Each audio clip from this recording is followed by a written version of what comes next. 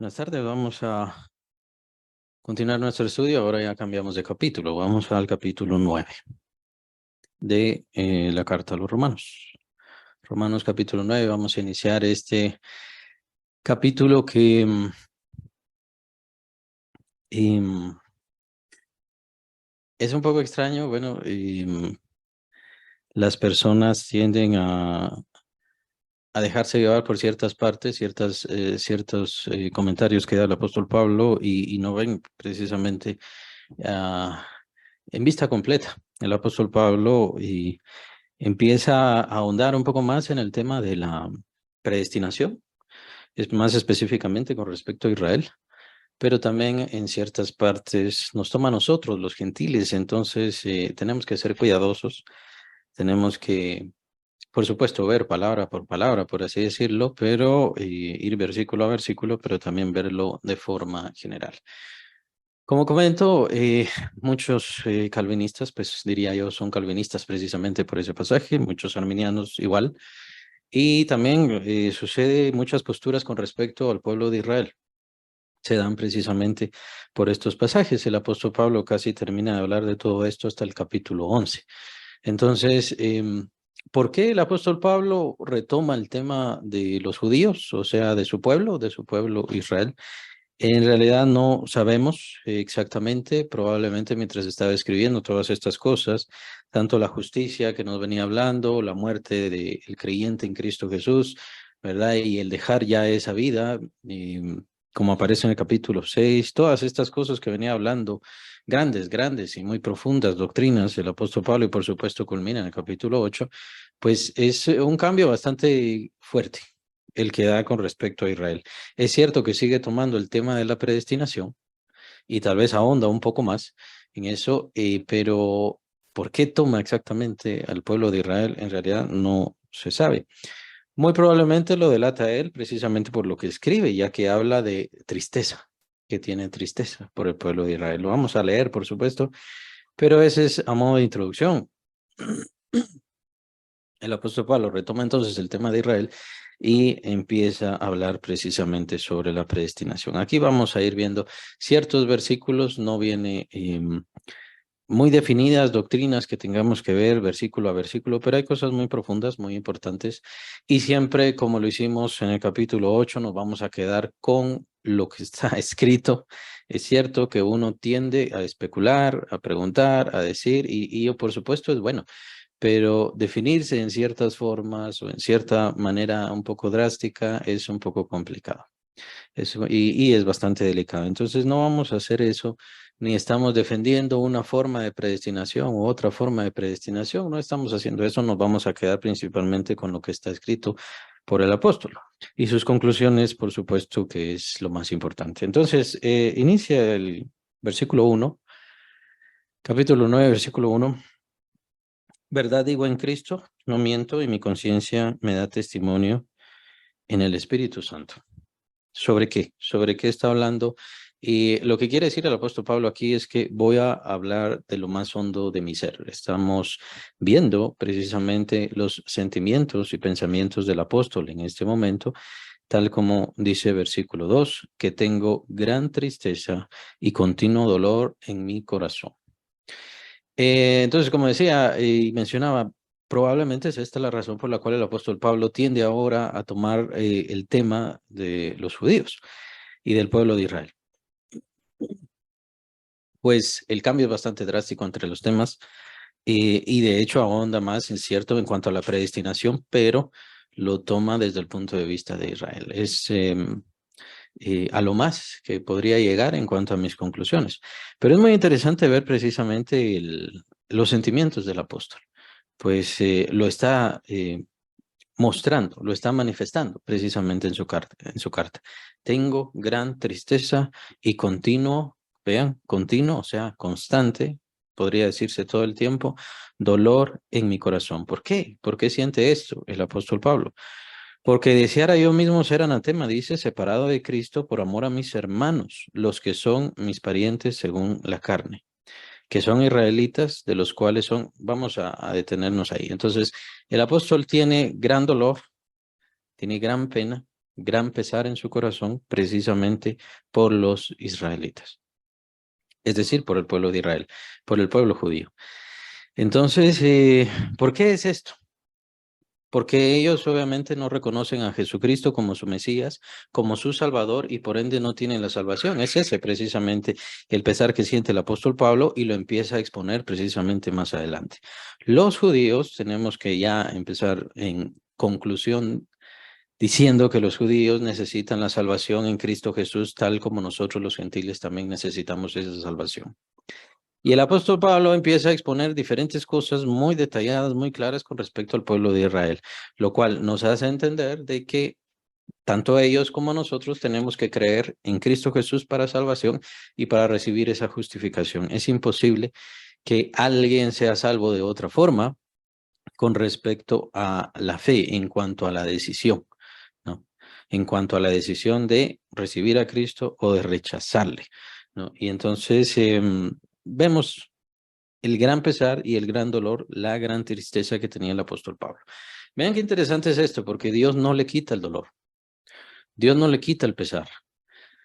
Y si queremos nosotros aplicarlo, estaba pensando en eso, que si queremos nosotros aplicarlo, pues el creyente en Cristo, por supuesto, ha resuelto su vida, su situación de la eternidad, quiero decir.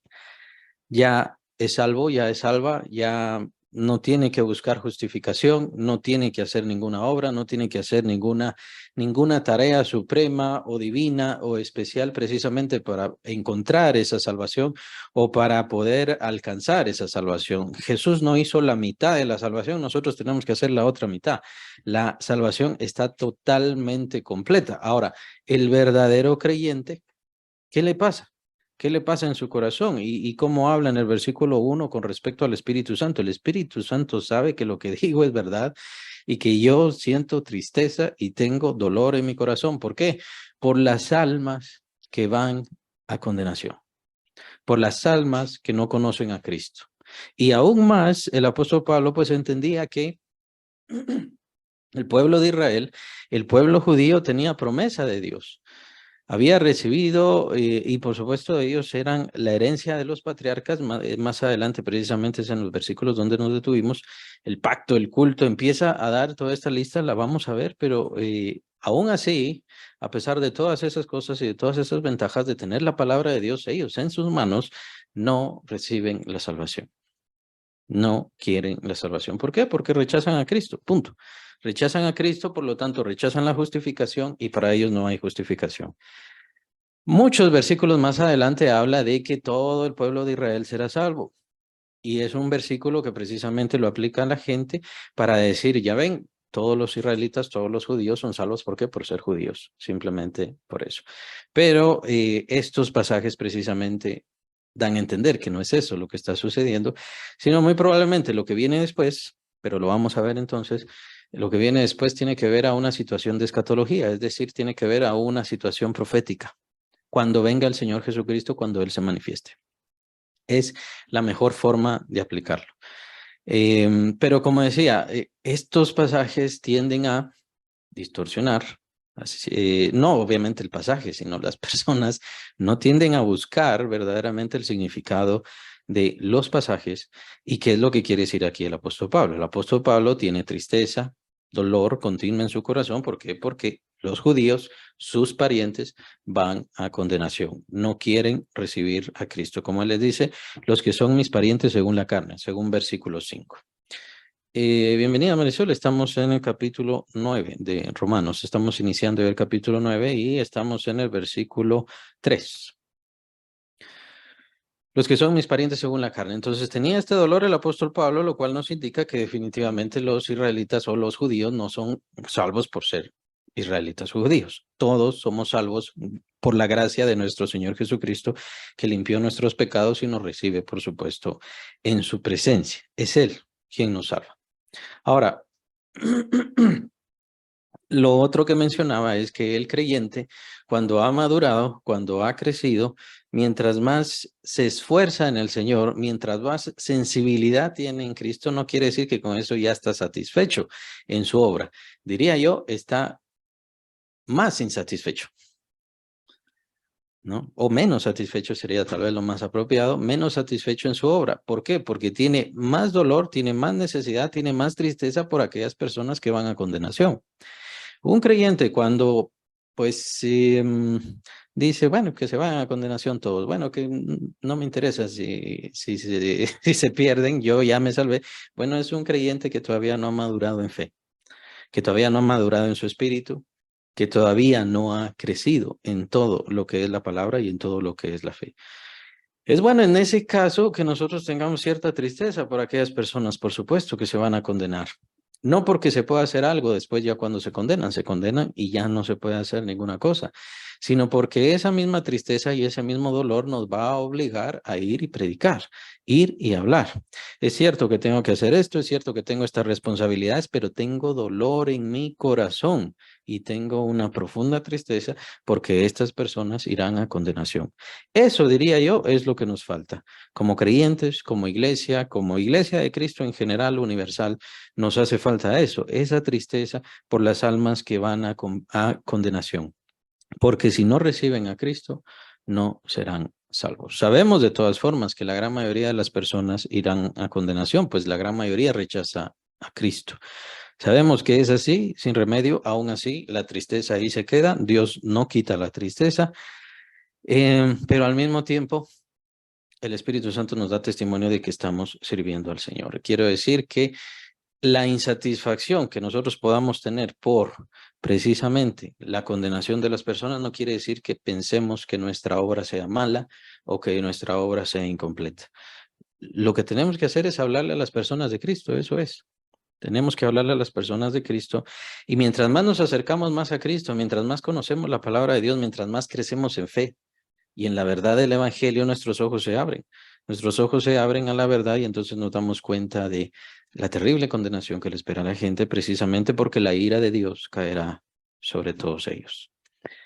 Em, y es bueno que el creyente tenga dolor en su corazón por las almas que van a condenación, que no creen en Cristo. Eso también le va a hacer orar, eso también le va a hacer interceder por esas personas, le va a hacer luchar por esas personas. Entonces, ¿qué dice el versículo 4? El apóstol entonces nos da este listado por el cual los israelitas tendrían toda la razón y toda la obligación de creer en Cristo Jesús. El problema es que no creen. Y vamos a ver, el apóstol Pablo nos denota por qué razón es que no creen a pesar de todo lo que tienen. Versículo 4, capítulo 9, estamos. Que son israelitas de los cuales son, es decir, de los israelitas, está hablando de su pueblo, Israel, descendientes de Abraham, ¿no? De los cuales son la adopción, la gloria, el pacto, la promulgación de la ley, el culto, las promesas, de quienes son los patriarcas, de los cuales, según la carne, vino Cristo, el cual es Dios sobre todas las cosas, bendito por los siglos. Amén. Bien. Primero, la adopción. De ellos es la adopción, es decir, el llamado. Ellos eran los que estaban esperando. Dios los dejó en esperanza a ellos. Vendría entonces el Mesías, el Salvador, quien cargaría sus pecados. Eso aparece capítulo 53 de Isaías, muchos siglos antes de la venida del Señor Jesús. Y por supuesto, desde el tiempo de Adán. En ti te serán benditas todas las naciones, que es la promesa que le da el Señor a Abraham. Entonces, ellos tendrían que estar esperando la promesa. Ellos estaban esperando la promesa, tendrían que estar esperando la promesa. Cuando viene el Señor Jesucristo, ese es el tiempo del cumplimiento de la promesa, ellos tendrían que recibir la adopción. Ellos, ¿no?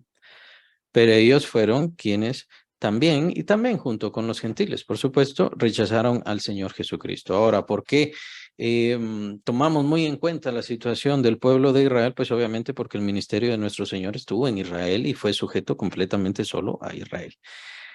Cuando el apóstol Pablo dice que según la carne vino Cristo de ellos, el cual es Dios sobre todas las cosas, pues no solamente tomemos en cuenta que vino Cristo, sino que de seguro también se refiere al ministerio de nuestro Señor, el ministerio que no ha existido ni existirá un ministerio tan grande como el ministerio del Señor Jesucristo. Lo que vemos, tenemos que explorar claramente lo que aparece en los evangelios, pues el ministerio del Señor fue formidable, increíble, tremendo, ¿no? maravilloso. El Señor Jesús caminaba y los demonios corrían a él, suplicándole, rogándole, se postraban delante de él, ¿no? Entonces, eso es nada más uno de los eventos que sucedía. El Señor estaba en un lugar, traían a todos los enfermos y él los sanaba a todos, sin importar qué enfermedad tuviera, los sanaba a todos. Entonces, el ministerio del Señor Jesucristo fue precisamente de ellos, de Israel, pero ellos desecharon el ministerio, desecharon la verdad, desecharon al Señor Jesucristo, pues obviamente que era de ellos en cuanto a la sangre, podríamos decir, en cuanto a la carne. La adopción era para ellos, definitivamente la adopción era para ellos, aun cuando no quiere decir que las promesas eran solo para ellos. Hay promesas y el apóstol también hablará sobre estas promesas con respecto a los gentiles que somos nosotros, ¿no? Los creyentes que no somos judíos, pero ellos tenían la harta obligación de creer en el Señor Jesucristo y para ellos sería mucho más fácil creer y recibir la salvación. Tendría que haber sido mucho más fácil. Ya vamos a ver qué fue lo que pasó. La gloria. Obviamente vemos la gloria del ministerio, por así llamarle, la gloria de la profecía de Moisés, la gloria de el evento y de la vida de Abraham, de Jacob, la gloria, no digamos, de David, ¿no? Y su reino tan maravilloso que después ya se multiplicó en gran manera en los tiempos de su hijo Salomón. Entonces vemos la gloria de Dios manifestándose, haciendo milagros, dando victoria, sanando, dando comida incluso, multiplicando la comida precisamente para mantener y sostener a su pueblo. El pacto, pues obviamente ya sabemos cuál pacto es, el pacto que hizo Dios con Abraham, el pacto que hizo Dios con Moisés, el pacto que hizo Dios con David, todos esos pactos vemos que tienen que ver con el pueblo de Israel, solamente tienen que ver con el pueblo de Israel en cuanto a la ley, ¿no? Bueno, el pacto que hizo Dios con David es en cuanto al reinado. Y obviamente sabemos que de ahí es que viene el reinado de nuestro Señor Jesucristo y Él es rey sobre toda la tierra. Él no es solamente rey sobre Israel, sino sobre toda la tierra. El culto, pues solamente con eso podría mencionar, hay muchas cosas que mencionar al respecto, pero el culto podemos mencionar la revelación de Dios a los israelitas, pues precisamente de eso es que depende el culto. Lo que vemos nosotros en los Salmos es una reflexión, contemplación, meditación y, por supuesto, conclusiones gloriosas con respecto a la grandeza de Dios, precisamente porque Él se reveló al pueblo de Israel a través de todos estos grandes, imponentes personajes, David, Moisés, etcétera, etcétera. Su teología precisamente surge de eso, de los eventos reales vividos precisamente por el pueblo de Israel. El culto precisamente depende de eso. Es muy interesante esto, ya que es lo que vemos en el Antiguo Testamento, pero no lo vemos en la iglesia actual. En la iglesia actual vemos más el interés por un éxtasis. Cada quien obviamente puede alabar como desee, pero lo que vemos es un interés hacia el éxtasis y hacia el sentirse bien, por así decirlo, por Dios o de Dios. Como si Dios fuera una especie de analgésico, el Espíritu Santo fuera una especie de analgésico o una especie de bueno, no quiero compararlo con algo que sea un poco malo, ¿no? Pero como que fuera algo que disipa nuestros sentidos y nos quita la tristeza, ¿no? Pero ese no es el fin de la adoración y ese no es el fin del culto. El fin del culto es reconocer la grandeza de Dios y exaltarle por quien es. Y eso mismo nos da un entendimiento, una comprensión más profunda de quién es Dios, de cómo Él sirve a nuestras vidas, nos bendice y por supuesto cómo nosotros debemos servirle a Él como grande y maravilloso Dios. El culto es muy importante. Todos los salmos están dedicados precisamente al culto. Y es tan importante los salmos que Dios puso ahí muchísimas, muchísimas profecías, especialmente con respecto al Señor Jesucristo. El culto es muy importante porque nos hace participantes del plan de Dios. En muchos sentidos. Y las promesas a David, las promesas a Abraham, las promesas a Moisés, las promesas a todo el pueblo, todas esas promesas, en su gran mayoría Dios las dio a Israel, en su gran mayoría. Dios las dio a Israel. De hecho, consideren de que nosotros fuimos injertados a Israel, nosotros fuimos injertados al buen olivo. Israel es el buen olivo, nosotros somos injertados al buen olivo. Eso ya el apóstol Pablo, bueno, lo vamos a ver más adelante. Entonces, Las promesas son hechas a Israel y es por eso, como nosotros somos injertados a Israel, nosotros somos injertados al buen olivo, es esa la razón por la cual nosotros también recibimos esas promesas. Pero no solamente por eso, principalmente es porque el Señor Jesucristo es el que tomó, el que recibió toda la bendición y es por él que vino la gracia. Entonces, pero las promesas fueron hechas a Israel. Es muy importante. A ellos Dios les dio las promesas. Aún así, no creyeron. Cada una de estas cosas que estamos viendo, consideren que era del pueblo de Israel y el pueblo de Israel aún así no recibe a Cristo Jesús. Aún hasta estos días, no recibe a Cristo Jesús.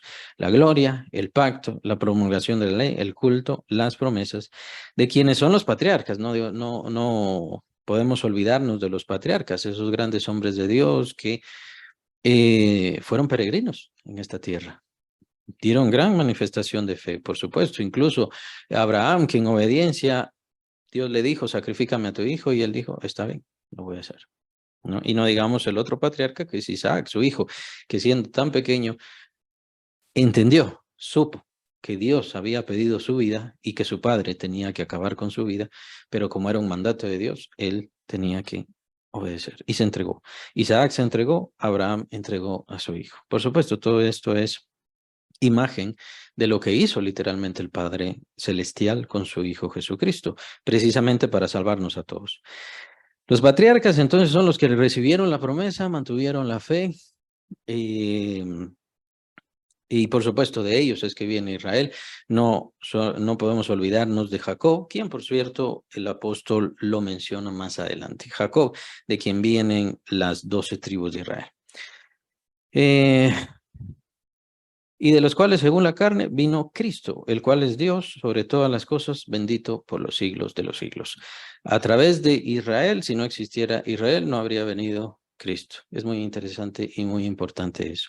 Como mencionaba, el gran ministerio del Señor fue dedicado absolutamente al pueblo de Israel. Como él dice, he sido enviado a las ovejas perdidas de la casa de Israel. Es hasta entonces de su resurrección cuando el Señor envía a sus apóstoles a todo el mundo a predicar.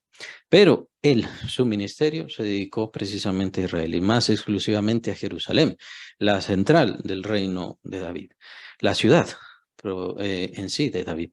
Entonces, ante todas estas cosas, el pueblo de Israel no recibe la salvación y no recibe a Cristo. ¿Por qué sabemos eso? Porque el apóstol Pablo precisamente por eso es que siente dolor en su corazón, siente tristeza, siente pesar. Ahora, todas estas cosas tendrían que haberlos guiado hacia la salvación. El problema es que no lo hizo. Y el apóstol Pablo entonces va a explorar y a disertar con respecto a todo esto. El cual es Dios, Dios sobre todas las cosas, bendito por los siglos de los siglos, bendito por los siglos, amén. Estamos en el versículo 5. Estamos en el versículo 5, capítulo 9, Romanos, para las hermanas que acaban de conectarse.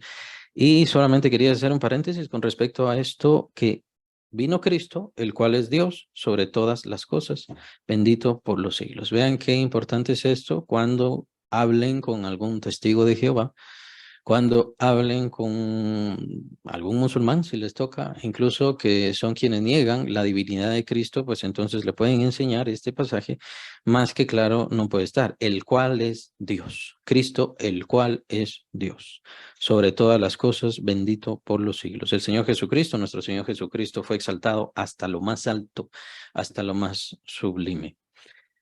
Versículo 6.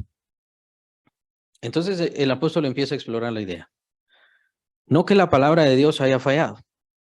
La palabra de Dios, el pacto, el propósito, todo el trabajo que Dios hizo con el pueblo de Israel, todo lo que hizo. Estamos hablando de todo el Antiguo Testamento, dice el apóstol Pablo, no es que esto haya fallado.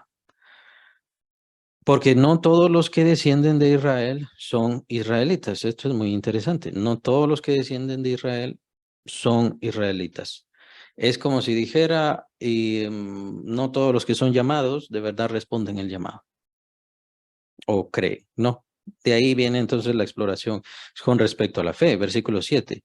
Ni por ser descendientes de Abraham son todos hijos, sino en Isaac, te será llamada descendencia. Ni por ser descendientes de Abraham son todos hijos. ¿Verdad? Nuevamente, Está aclarando el apóstol Pablo, no todos los judíos son salvos, no todos los israelitas son verdaderos israelitas, no todos los que tienen la sangre de Abraham o vienen descendiendo de la sangre de Abraham tienen la promesa de la salvación. ¿Ya? Precisamente porque el apóstol Pablo desde antes ya viene explorando la idea de que la salvación es gracias a la promesa, no gracias a la ley, ni gracias a ninguna actividad, ningún contexto, ninguna situación propia, más allá de la promesa.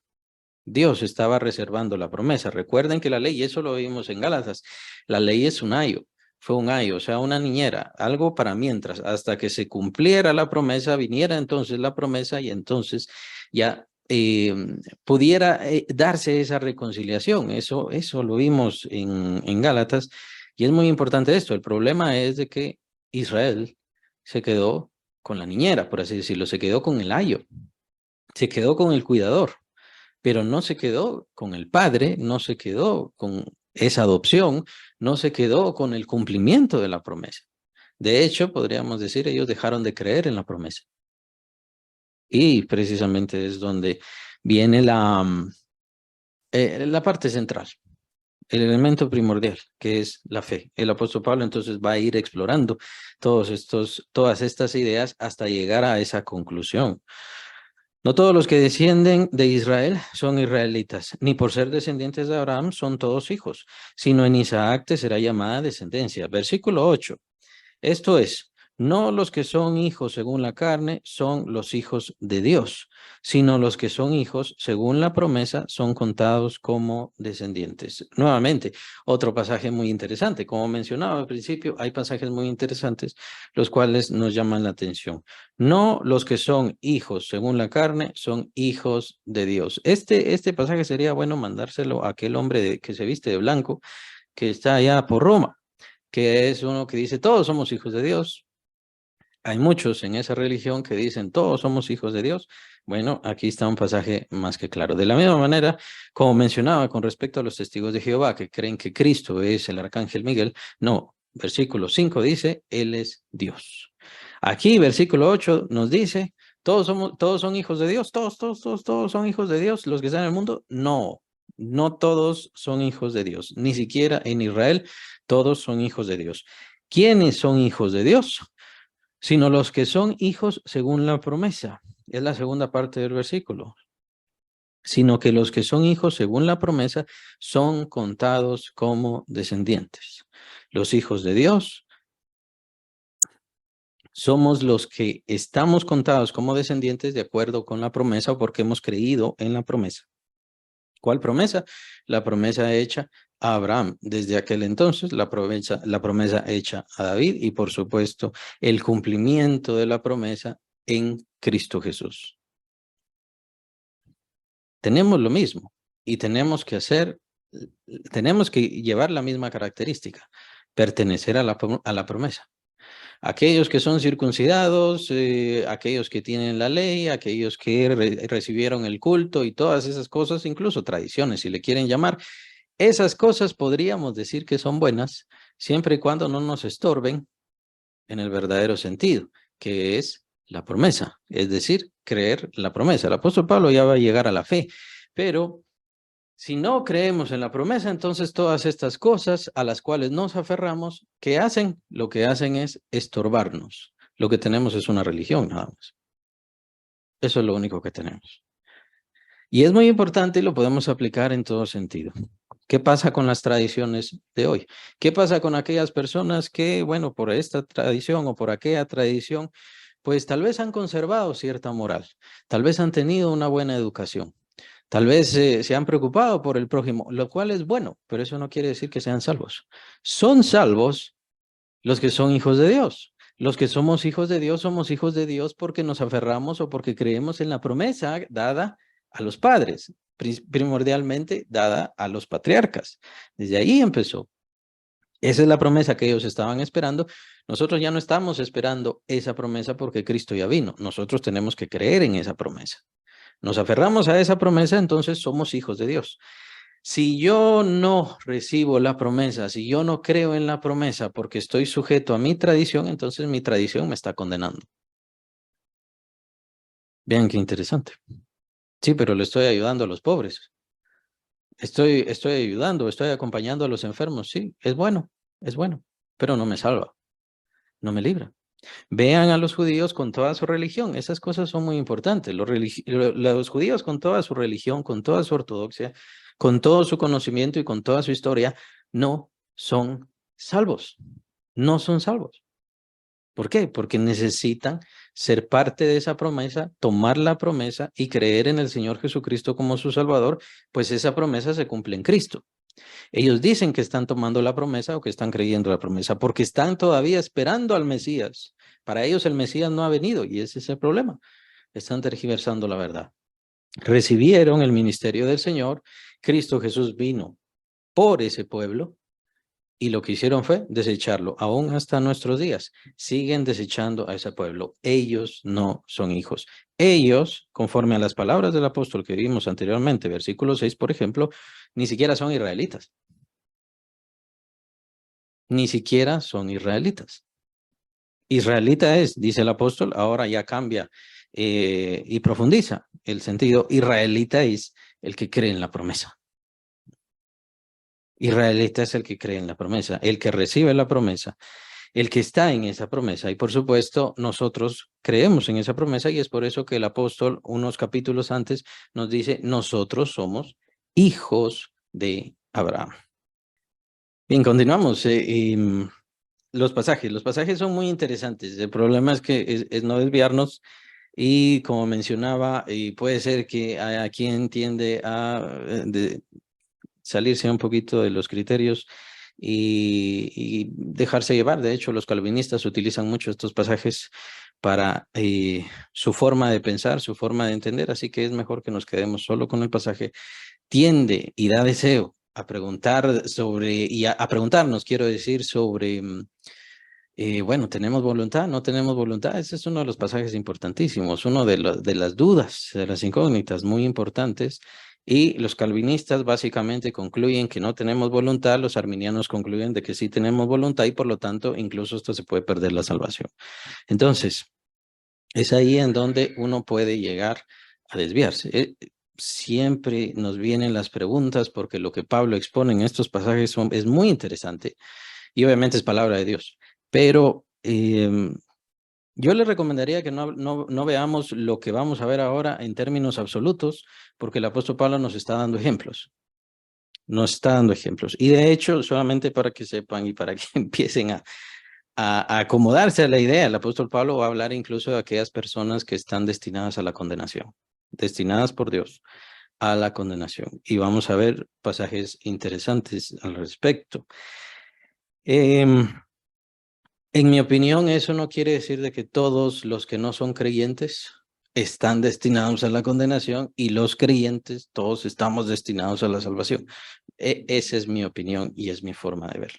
El apóstol Pablo aquí empieza a hablar sobre unos ejemplos y por supuesto todos son libres de considerar, de decir, de definir, cada quien es libre, ¿verdad? Pero yo le recomiendo que, que no nos dejemos llevar. Que no nos dejemos llevar por ciertas cosas porque sí terminan teniendo conclusiones muy severas, como es el caso de los calvinistas y es el caso de los arminianos. Estamos versículo 9, porque la palabra de la promesa es esta: por este tiempo vendré y Sara tendrá un hijo. ¿Recuerdan? Estaba hablando sobre el hijo que tendría que nacer, Isaac. Por este tiempo vendré, lo más seguro es que se refiere al tiempo cuando los ángeles estaban de camino a Sodoma y Gomorra, y entonces pasan con Abraham, se quedan un tiempo con Abraham, y es ahí donde le dicen le repiten esa promesa dada. Y ya no era una promesa de vas a tener un hijo, no, sino que de aquí, un año, en este tiempo, pero en un año, ya tendrás a tu hijo. Y es entonces cuando Sara se ríe, ¿se acuerdan? Sara se ríe y entonces le ponen Isaac, precisamente por esa sonrisa de Sara.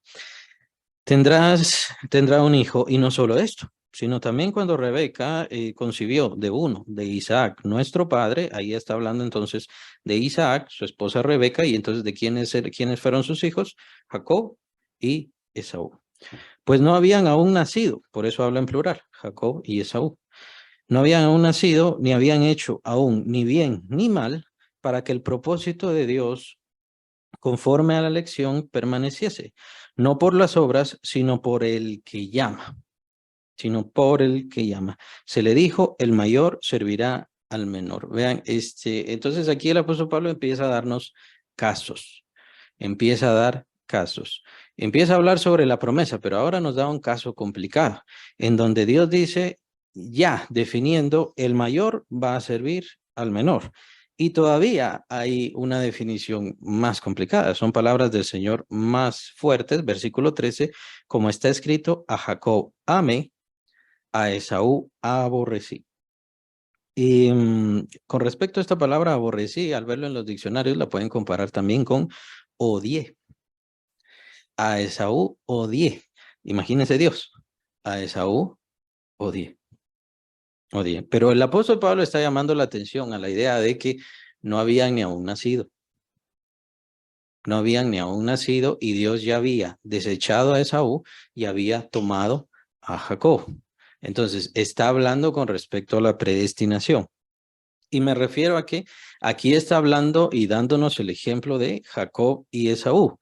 No necesariamente está hablando de todos, no necesariamente está hablando de los gentiles, de todo el pueblo, probablemente sí está hablando sobre Israel completo, es probable, aún así no queda completamente claro. El apóstol está hablando con respecto al ejemplo.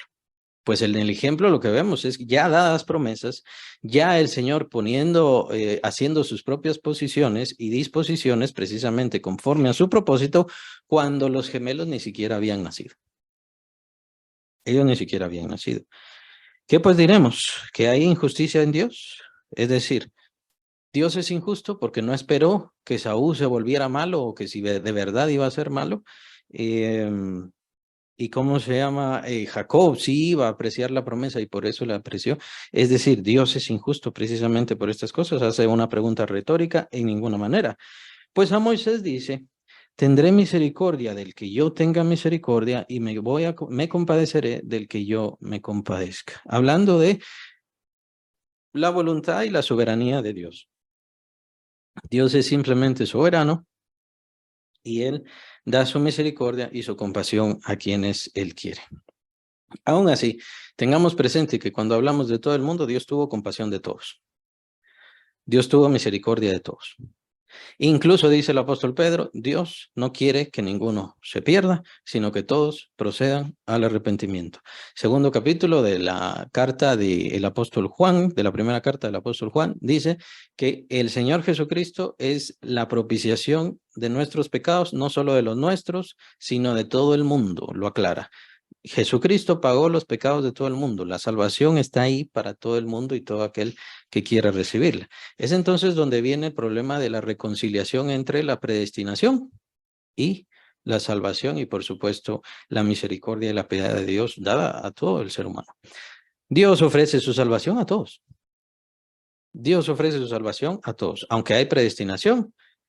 Incluso más adelante vamos a ver que hay predestinación, es decir, hay vasos de ira para que Dios muestre su ira, predestinados precisamente para que Dios muestre su ira, ya lo vamos a ver. Son pasajes complicados, son pasajes difíciles, pero por eso es muy importante no desviarse con respecto a ignorar todo lo demás que hemos visto, todas las cosas que conocemos, como lo que mencionaba con respecto a Pedro. Cuando el apóstol Pedro dice que Dios no quiere que ninguno perezca, sino que todos procedan al arrepentimiento, es un genuino deseo de Dios de salvación. Cuando el Señor Jesús dice, porque de tal manera amó Dios al mundo, es cierto, ahí definitivamente, bueno, según los teólogos, no habla de los hombres, de los seres humanos, sino de todo el cosmos. El mundo, todo el cosmos, toda la creación. Está bien, pero de todas maneras Dios amó a todos y Dios quiere la salvación de todos, no quiere que ninguno perezca, como dice el apóstol Pedro, es bastante claro. Y recordemos capítulo 3 de Juan, es el Señor Jesucristo quien está hablando. Pues de tal manera amó Dios al mundo que ha dado a su Hijo unigénito para que todo aquel que en él crea, todo aquel que en él crea, no son los predestinados nada más, todo aquel que en él crea, no se pierda, más tenga vida eterna. Es muy interesante que el apóstol Pablo, cuando habla de la predestinación en estos pasajes, en el siguiente capítulo, en el capítulo 10, ya empieza a hablar sobre la predicación y la necesidad de la predicación. Ya había mencionado que hay hay ciertos grupos que se han desviado un poco con respecto a esto y entonces han creído tanto en la predestinación que dicen, bueno, entonces ya no prediquemos. ¿Por qué? Porque los predestinados ya están predestinados y definitivamente se van a salvar. Entonces, no podemos aplicar una cosa y la otra. No podemos desviarnos. No podemos desviarnos. Tiene que seguir la predicación. La misericordia de Dios es para todos. Aún así, Dios ha tenido en su voluntad, en su soberanía, en su entendimiento, em, la intención y propósito y obviamente la ejecución de la predestinación, como es el caso de Jacob. Aquí estamos viendo el ejemplo de Jacob. Nuevamente, es mi forma de entender que aquí el apóstol Pablo no está hablando de todos los inconversos o todos los que no creen, esos están predestinados para la condenación, y todos los que creemos, entonces todos estamos predestinados para la salvación. Es mi forma de entender que a eso no se refiere el apóstol Pablo. Aquí el apóstol Pablo está hablando de un caso, de un ejemplo, y ese tiene que ver con Israel. Pues viene hablando del tema de Israel. ¿No? Que tienen la ley, que tienen las promesas, que tienen la sangre de Abraham y que deberían recibir la salvación, que deberían creer, pero ellos mismos son quienes rechazan eso. Ellos mismos son quienes rechazan y está dando ejemplos precisamente. Ni siquiera en aquel entonces, estamos hablando de los nietos de Abraham, ni siquiera en aquel entonces todos los israelitas eran israelitas. Precisamente por eso está tomando el ejemplo de Saúl. A Jacob amé, mas a Esaú aborrecí. ¿Qué pues diremos? ¿Que hay injusticia en Dios? Estoy en el versículo 14, perdón, en ninguna manera. Versículo 15, pues a Moisés dice, tendré misericordia de que yo tenga misericordia y me compadeceré del que yo me compadezca. Versículo 16, toma otro pasaje. Así que no depende del que quiere ni del que corre, sino de Dios que tiene misericordia. Perdón, es el versículo 17 donde toma otro pasaje. Porque la escritura dice, a Faraón, para esto mismo te he levantado, para mostrar en ti mi poder y para que mi nombre sea anunciado por toda la tierra. Este es otro ejemplo. El apóstol toma dos ejemplos, el ejemplo de Saúl y ahora toma el ejemplo de Faraón. Y por el ejemplo de Faraón nos va a decir otras cosas que tienen que ver con la condenación. Nuevamente, como digo, es mi entender y mi forma de apreciar esto. Aquí no se está hablando de ejemplos, no está haciendo un total absoluto de las cosas. El apóstol está hablando precisamente de los pasajes que están escritos y de las palabras de Dios en aquel entonces. ¿Qué se puede concluir entonces con respecto a Faraón? Pues Dios dice, para esto mismo te he levantado para mostrar en ti mi poder y para que mi nombre sea anunciado por toda la tierra. De manera que de quien quiere tiene misericordia y al que quiere endurecer, endurece. Toma el ejemplo de Faraón y dice, de quien quiere endurecer, lo endurece. De quien quiere, de quien quiere tener misericordia, tiene misericordia y a quien quiere endurecer, lo endurece. De la misma manera, versículo 16, este pasaje es muy importante, así que no depende del que quiere ni del que corre, sino de Dios que tiene misericordia. Al final tenemos que entender que toda nuestra salvación depende de la misericordia de Dios. No es porque nosotros somos tan buenos, no es porque nosotros estábamos buscando a Dios, no es porque nosotros queríamos, anhelábamos a Dios y logramos encontrarlo. Nadie ha logrado encontrar a Dios, es Dios quien ha venido al creyente. De hecho, esa es la razón, ¿no? Y es la gran diferencia con las religiones. Las religiones, todas las religiones, y eso es muy importante si estamos hablando sobre evangelismo, para quienes les agrade mucho.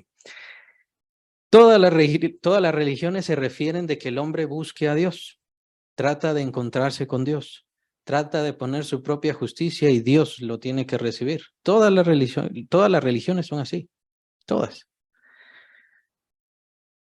El evangelio es, diríamos, el único que es al contrario.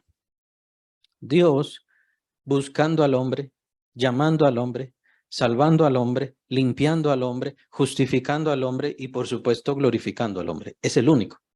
Simplemente con eso ya podemos entender que el evangelio se separa totalmente de todas las otras religiones. Con esto no quiero decir que no sea tergiversado el evangelio y por supuesto haya surgido por mala interpretación sectas. De hecho, los testigos de Jehová que comentábamos, los testigos de Jehová surgieron de grupos de creyentes que se volvieron sectas, o sea, es decir, tomaron desviaciones de doctrinas y entonces se volvieron sectas. De la misma manera son los mormones.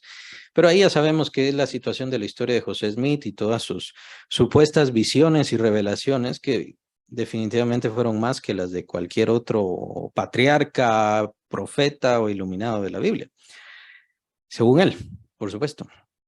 Entonces, tenemos que entender que no se trata que el ser humano va a Dios, por supuesto, estamos de acuerdo con eso. No se trata de que yo soy una gran persona y por eso Dios me quiso salvar. Es la misericordia de Dios obrando en este mundo perdido, en este mundo caído. Es precisamente desde ahí que viene la salvación. Nuestra salvación depende de la misericordia de Dios. Comento que hay quienes toman estos pasajes e entonces indican, bueno, ya ven, entonces nosotros no hacemos absolutamente nada y no hay voluntad y es Dios quien lo hace todo. Pero, entonces, son conclusiones bastante drásticas y bastante radicales en mi opinión. Es mi opinión. Bueno, pero sí, definitivamente entiendo y concluyo de que es Dios quien me ha salvado, es Dios quien me ha buscado, es Dios quien me ha encontrado, es Dios quien me ha dado la fe. Y si yo tengo fe es gracias a Dios, a su palabra, a su inspiración, a su forma, a lo que Él hace adentro de mí. Entonces, definitivamente entiendo eso y creo que todos debemos entenderlo de la misma manera. Es Dios quien nos ha alcanzado. Eso suspende nuestra voluntad y nos quita culpa, por así decirlo, o ya entonces no tenemos culpa, o entonces ¿de quién es la culpa? Podríamos decir. Pues por eso comentaba, hay que tener cuidado con las especulaciones y los pasajes se vuelven complicados. Está hablando el apóstol Pablo sobre Faraón. ¿Se recuerdan la situación de Faraón? ¿No? ¿Qué pasaba? Dios enviaba una plaga que tenía que ver precisamente con los dioses egipcios. Era algo sobre los dioses egipcios. Dios estaba hablando al pueblo egipcio diciéndoles, yo soy más grande que este Dios suyo, este Dios suyo, este Dios suyo. Y por supuesto les estaba hablando a los israelitas, miren, yo soy más grande que todos los dioses egipcios. No soy más grande que uno, no soy el mayor. No, les estoy dando una lección clara. Quiero que entiendan bien. Y es por eso que vino una plaga, vino otra plaga, vino otra plaga. ¿No? Y podemos hacer varios ejemplos, pero no estamos viendo con respecto a eso. Pero ¿qué pasaba cuando venía una plaga? Faraón dice, está bien, voy a dejar ir a Israel, ya estamos cansados de esto, por favor quita la plaga. Dios quitaba la plaga, ¿y qué pasaba? Faraón no dejaba ir al pueblo de Israel. Ahora llegó el momento en el cual Dios endureció el corazón de Faraón. Y Dios quería endurecer el corazón de Faraón para que no sacara al pueblo, para que no sacara al pueblo, para que no sacara al pueblo, ¿no? Y eso lo podemos ver precisamente en la narración, hasta que llegó el tiempo más difícil, la plaga más terrible, que fue la de los primogénitos en Egipto, ¿no? Ya sabemos esa historia. Y es precisamente a eso a lo que se refiere el apóstol Pablo acá. De manera de quien quiere tiene misericordia y al que quiere endurecer, endurece. Aquí está tomando a Faraón. Pues entonces, nuevamente, podríamos preguntarnos, ¿todos los que no creen en Cristo están endurecidos por Dios? ¿Mm? En mi opinión personal, pues no lo veo de esa manera. Veo que aquí el apóstol Pablo está tomando el ejemplo de Faraón y que así pueden existir otros ejemplos. Es el caso en sí de los emperadores romanos, por ejemplo. Si queremos ver un caso acá, podríamos pensar, especular, ¿será que Dios está endureciendo a estos grandes, como les digo, este hombre que vive ahí en el Vaticano y se viste de blanco? ¿Será que el Señor lo está endureciendo? ¿Lo mantiene endurecido en su corazón? ¿Será a propósito de Dios? Bueno, el punto es, el apóstol entonces empieza a comentar. ¿Será Dios injusto por endurecer a alguien? ¿Será Dios malo por endurecer a alguien? Vean versículo 19. Pero me dirás, ¿por qué pues sin culpa? Porque ¿quién ha resistido a su voluntad? Mas antes, oh hombre, ¿quién eres tú para que alterques con Dios? Dirá el vaso de barro al que lo formó, ¿por qué me has hecho así? ¿O no tiene potestad el alfarero sobre el barro para hacer de la misma masa un vaso para honra y otro para deshonra? Nuevamente, hay quienes toman estos pasajes y dicen, bueno, esto se aplica a todos los inconversos y los vasos de honra se aplica a todos los salvos. Hay quienes lo aplican de esa manera.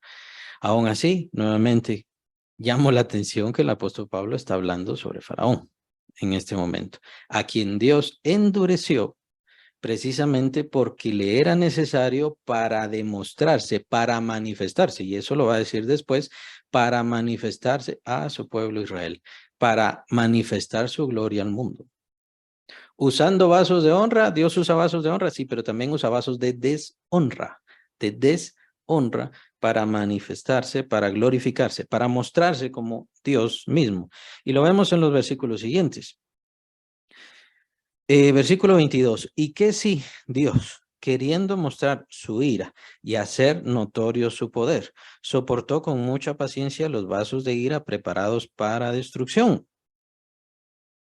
Y para hacer notorias las riquezas de su gloria, los mostró para con los vasos de misericordia que él preparó de antemano para gloria. Nuevamente, nos sentimos indicados de que será que aquí está hablando definitivamente de todos los inconversos y de ahí está hablando de todos los salvos.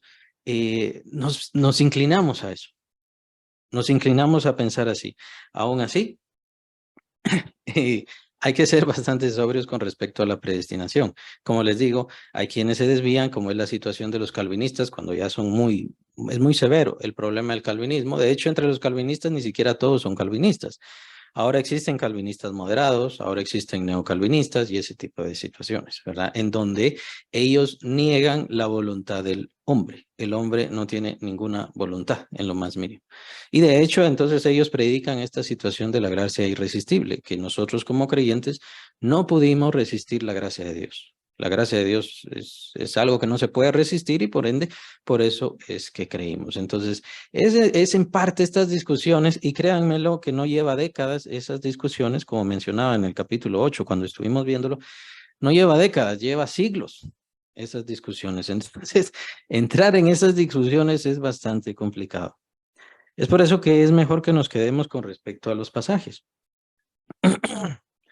Existen vasos preparados para destrucción. Existen vasos preparados por Dios para destrucción. Vean qué interesante.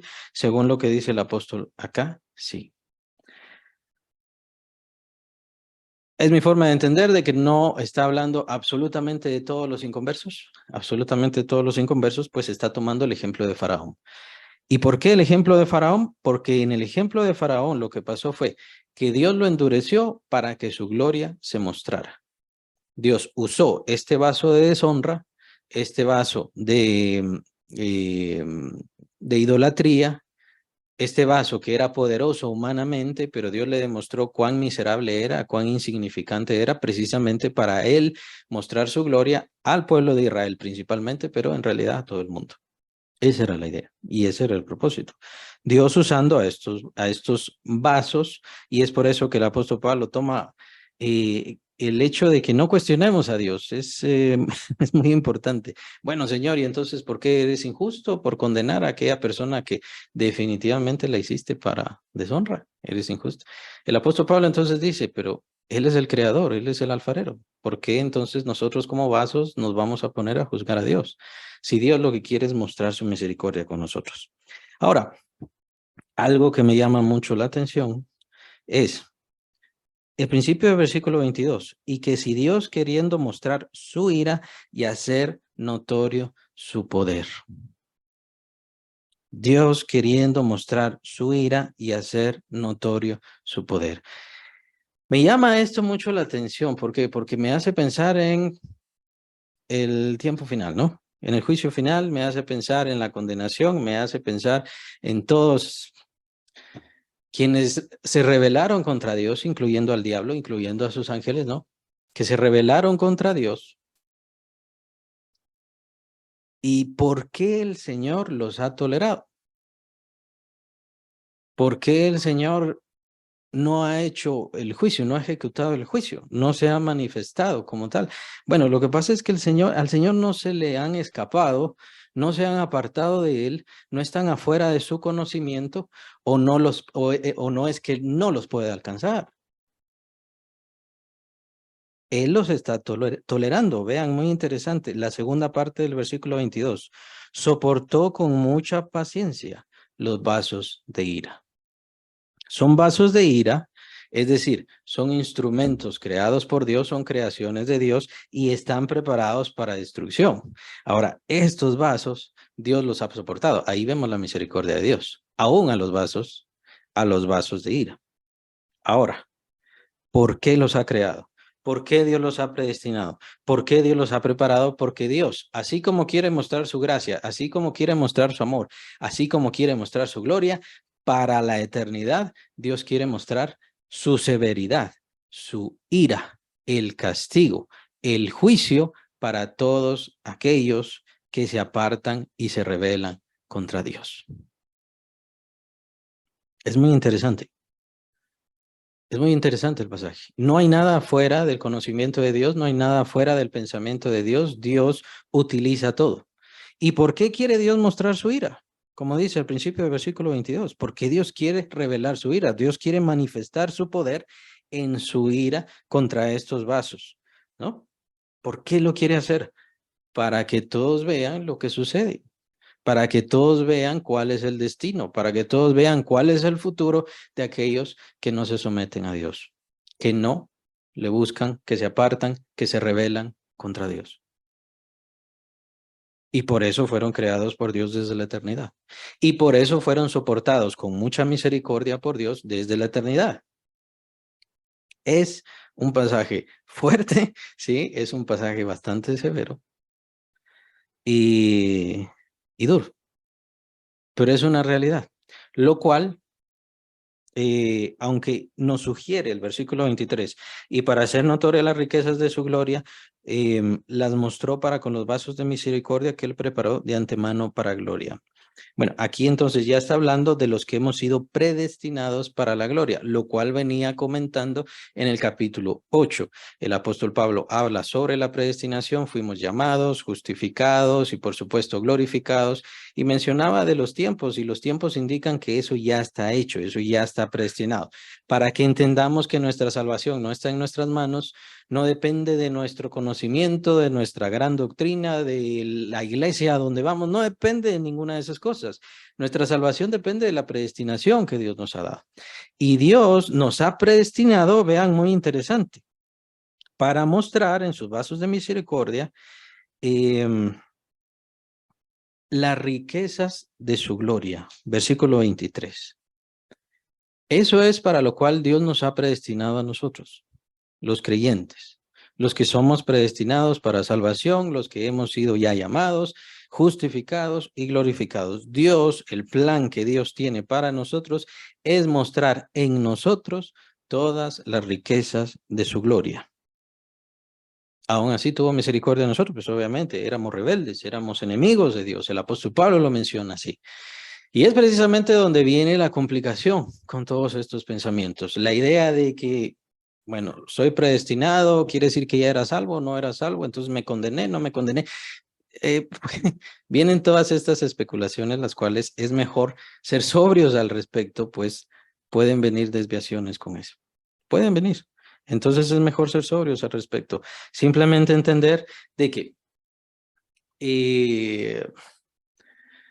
tenemos que servir a Dios, tenemos que honrar a Dios, tenemos que glorificar a Dios, pero Él tiene un plan absoluto sobre nuestras vidas y es para eso, para lo cual Él nos ha predestinado. Y algo muy bueno sería que le agradecieran a Dios por su misericordia, pues Él les ha predestinado para mostrar todas las riquezas de su misericordia y de su gloria en sus vidas. Ese es el propósito de Dios para sus vidas. No importa la muerte, recuérdense capítulo 8 que lo acabamos de terminar. No importa la muerte, no importa la vida, no importan ángeles, no importan principados, no importa nadie. Existen quienes son predestinados para condenación, como pasó en el caso de Faraón. Existen quienes han sido predestinados para que Dios muestre su ira, ¿no? Toda su justicia, todo el castigo, todo el peso de su justicia sobre ellos, y es por eso que han sido creados y soportados, han sido tolerados precisamente para que Dios muestre toda su justicia en contra de ellos y que todos vean qué es lo que pasa al apartarse de Dios, al ser rebelde de Dios. Pues sí, sí existe eso. Si existe eso. Ahora, usted ni yo ni nadie vamos a saber quiénes son predestinados para esto, quiénes son predestinados para aquello. Ese es el plan de Dios. Ese es el plan de Dios y ya. Algo muy interesante también me llamó la atención, el que soportó con paciencia a estos vasos de ira. ¿Por qué Dios tolera todos estos asesinatos? ¿Por qué Dios soporta todos estos males? ¿Por qué Dios tolera todos los abortos, todas las violaciones, todas las guerras? ¿Por qué Dios soporta todas esas cosas? En este momento está Él mostrando su misericordia, Él está mostrando su piedad, Él está mostrando su bondad, pero llegará el momento en que mostrará su ira, todo el peso de su ira. ¿Se acuerdan en Apocalipsis cuando hablaba del Cordero y qué decían las personas? Le decían a las montañas, caigan sobre nosotros, ocúltennos de la ira del Cordero de Dios. Un cordero tiene ira. ¿Cómo es la ira del Cordero de Dios, no? Y es como que contradictorio los términos, pero es el Señor Jesucristo que viene con todo el peso de su justicia, de la justicia divina, por no haber recibido, no haberle recibido, no haberse refugiado en su sangre, entonces solamente les espera la ira. ¿Por qué Dios espera y tolera? ¿Por qué Dios soporta todo este mal, todo este daño, toda esta miseria que existe ahora?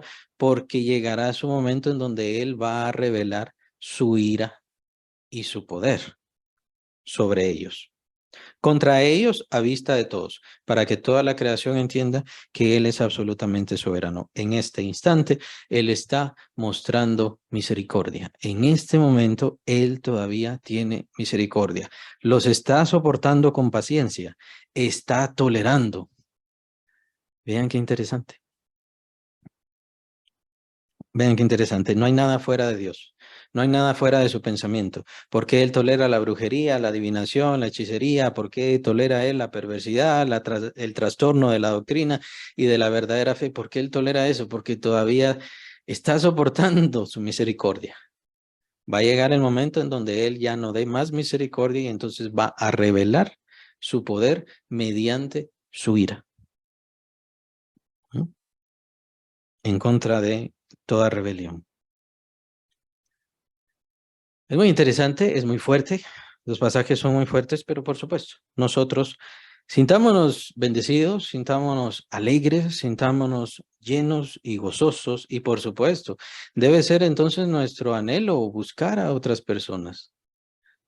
Dios va a revelar toda su ira. Dios derramará todo su poder en ira en contra de aquellos que se rebelan contra Él. Va a llegar el momento. El mundo no lo sabe, al mundo no le importa, pero va a suceder. Ahora, solo nosotros lo sabemos. Solo nosotros lo sabemos, solo nosotros lo entendemos y solo nosotros tenemos la respuesta, la única solución que darles a esas personas. Que por cierto, ese es el contexto del capítulo 10 en donde el apóstol Pablo, esos son pasajes bien importantes, ¿no? ¿Cómo van a creer si no hay nadie que les predique? ¿Mm? ¿Cómo van a creer si no oyen? A nosotros nos corresponde. Sabemos de la ira de Dios, sabemos de la condenación. Cualquier persona que muere en esta vida sin Cristo, sin el refugio de Cristo Jesús, inmediatamente va a tormento. Lo sabemos. Capítulo 16, la parábola de Rico y Lázaro, capítulo 16 de Lucas, lo sabemos. Inmediatamente van a tormento. Después viene la muerte segunda, la que menciona el apóstol Juan en Apocalipsis. La muerte segunda es después del juicio divino, en donde los mismos ángeles tomarán a todos estos y los enviarán al lago de fuego. Solo nosotros lo sabemos y saben que solamente a nosotros nos importa. Ahora, es cuestión de cada creyente, ¿qué tanto le importa y qué tanto le duele? ¿Qué tanto, hermanos, están orando por esas personas que no conocen a Cristo? ¿O ya se cansaron por aquella persona? Ya le hablé, ya le dije. Usted sabe lo que va a pasar. Usted sabe lo que va a pasarle. Y ya se cansó de orar, de llamarle, de invitarle. No se canse. Más bien que su necesidad sea más grande, como dice el apóstol Pablo. Mi tristeza es grande por los israelitas. Él los llamaba. Ahora, ¿sabe qué? Esos mismos israelitas, esos mismos judíos lo perseguían a él y lo querían matar no solo una vez, no dos veces, lo trataron de matar varias veces. Pero él dice, mi tristeza es grande, porque yo sé, la muerte, bueno, yo ya tengo resuelta esa situación, pero ellos no, ellos no. Ellos pueden matarme a mí y yo voy a estar con Cristo en paz, feliz, gozoso, pero si ellos mueren, lo que les espera son cosas espantosas. Y todos los creyentes lo sabemos. Ahora, ¿qué es lo que va a hacer? ¿Qué es lo que decide hacer? ¿Qué es lo que busca hacer? Ya depende de cada quien.